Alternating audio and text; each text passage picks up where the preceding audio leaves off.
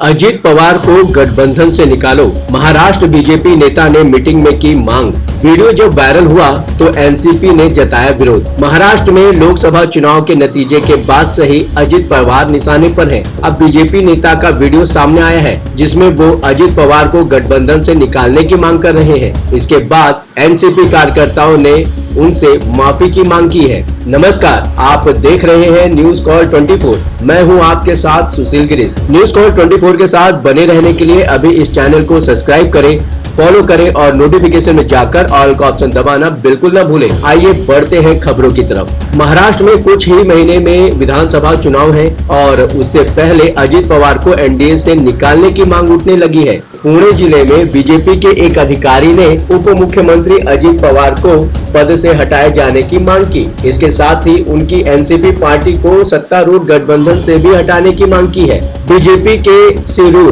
तहसील के उपाध्यक्ष सुदर्शन चौधरी का एक वीडियो सोशल मीडिया पर वायरल हो रहा है। यह वीडियो पार्टी बैठक का है जिसमें वह एनसीपी यानी कि अजित गुट के खिलाफ बोल रहे हैं। इस बीच एनसीपी के कार्यकर्ताओं ने उन्हें घेर कर माफी की मांग की। इस वीडियो में चौधरी बीजेपी नेतृत्व से कह रहे हैं कि ये आपके समक्ष एक सुझाव है। पार्टी कार्यकर्ता जो सोच रहे हैं उसे सुने। अगर आप वाकई कोई फैसला लेना चाहते हैं तो सत्तारूढ़ गठबंधन महायुति से अजित पवार को हटाएं। उन्होंने कहा कि इस बैठक में मौजूद सुभाष देशमुख, राहुल कुलकर्णी और योगेश तिलेकर जैसे पार्टी के वरिष्ठ नेता मंत्री बन सकते हैं। चौधरी ने दावा किया कि बीजेपी पिछले 10 साल से पवार का विरोध कर रही थी, लेकिन कार्यकर्ता अब डर रहे हैं क्योंकि वो डिप्टी सीएम के पद पे हैं। उन्होंने ये भी दावा किया कि सिरूर में आयोजित रिव्यू मीटिंग में बीजेपी कार्यकर्ताओं ने अजित पवार को लेकर खुलकर अपनी इच्छा जाहिर की है। जब अजित चौधरी मीडिया में अजित पवार को लेकर ऐसे दावे कर रहे थे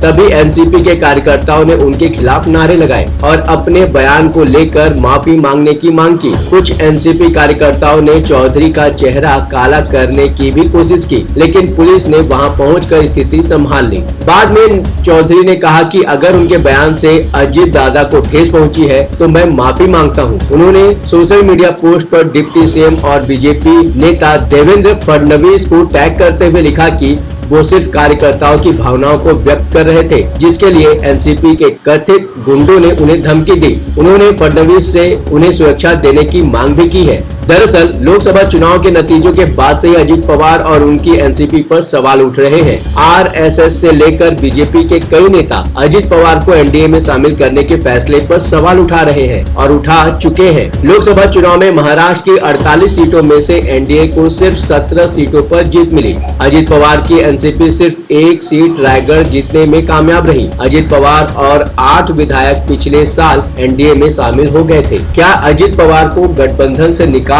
कर महाराष्ट्र में बीजेपी अपना अच्छा प्रदर्शन कर पाएगी? आप अपनी राय हमें कमेंट के माध्यम से भेज सकते हैं। लगातार खबरों के लिए बने रहिए न्यूज कॉल 24 के साथ। नमस्कार।